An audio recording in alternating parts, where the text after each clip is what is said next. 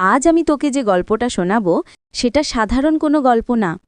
এটা ৩ বোনকে নিয়ে, যাদের জীবন ভরা ছিল রহস্য, দুঃসাহস আর আবেগে। ৩ বোন, নাম কি ওদের? রূপা, দোলা আর তৃষা। ৩ জন ৩ রকমের। রূপা বড় বোন, শান্ত, ধীরস্থির, সবার ভরসার জায়গা। দোলা মাঝের বোন, হাসি খুশি, দুষ্টু, সবসময় অ্যাডভেঞ্চারের খোঁজে। তৃষা ছোট বোন, কৌতূহলী আর স্বপ্নবাজ। ওরা ৩ জন থাকত নদীর ধারে এক পুরনো জমিদার বাড়িতে। জমিদার বাড়ি মানেই তো রহস্য। একদম, বড় বড় দালান, উঁচু ছাদ, ভাঙা বারান্দা, রাত হলে ফাঁকা ঘরে ঝিঁঝি পোকা আর বাদুড়ের ডাক। গ্রামের লোকজন প্রায়ই বলতো, ওই বাড়িতে এখনো পুরনো দিনের গোপন রহস্য লুকিয়ে আছে। গ্রামের লোকজন কি ভয় পেত ও বাড়ি থেকে? অবশ্যই, রাত হলে কেউ কাছে যেত না, কিন্তু ৩ বোন ভয় পেত না। এক রাতে দোলা বারান্দায় বসে গান গাইছিল। হঠাৎ সে কানে পেল ফিস ফিস শব্দ, যেন মাটির নিচ থেকে আসছে। এই যে রূপা, তুই শুনছিস?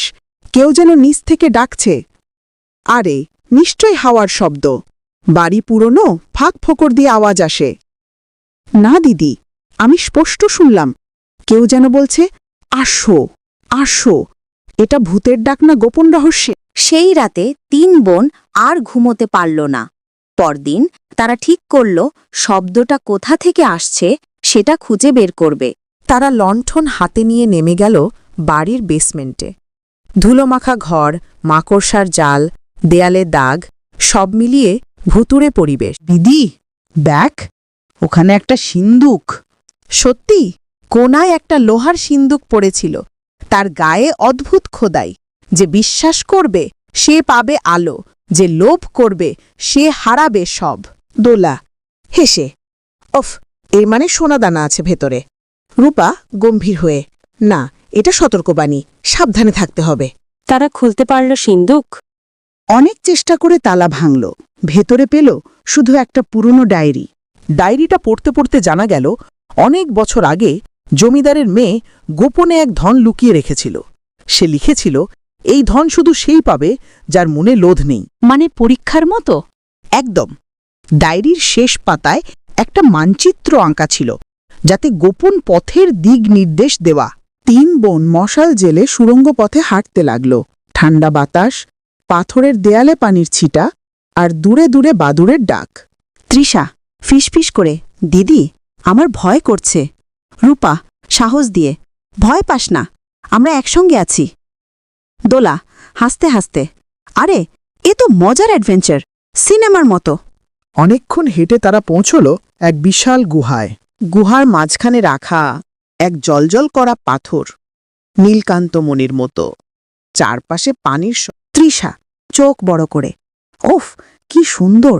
দোলা, চল নিয়ে যাই, আমরা তো ধনী হয়ে যাব। রূপা কঠিন স্বরে, না, মনে আছে তো, লোভ করলে সব হারাবো। কিন্তু দোলা কি মানল? না, দোলা হাত বাড়াতেই পুরো গুহা কাঁপতে শুরু করল। দেয়াল থেকে ধুলো ঝরতে লাগল, পানির স্রোত বাড়ল। তৃষা চিৎকার করে, দিদি, কিছু করো। রূপা দোলার হাত টেনে, না, আমরা ধন নেব না। বাড়ি ফিরে আবার ডায়েরির শেষ পাতায় চোখ গেল। সেখানে লেখা, যে ধনকে লোভ না করে ফিরিয়ে আসবে তার জীবনে আসবে সত্যিকারের ধন, সুখ, শান্তি আর সম্মান। মানে তারা ধন পেল না, কিন্তু আশীর্বাদ পেল। হ্যাঁ, পরদিন থেকে আশ্চর্য ঘটনা ঘটতে লাগল। গ্রামে খরা ছিল, হঠাৎ বৃষ্টি নামল। অসুস্থ মানুষ সুস্থ হতে লাগল। গ্রামের লোকজন বুঝল ৩ বোন শুধু সাহসী না, ওরা শুভ লক্ষণ। তৃষা হাসে, দিদি, আমরা আসলেই ধন পেয়েছি।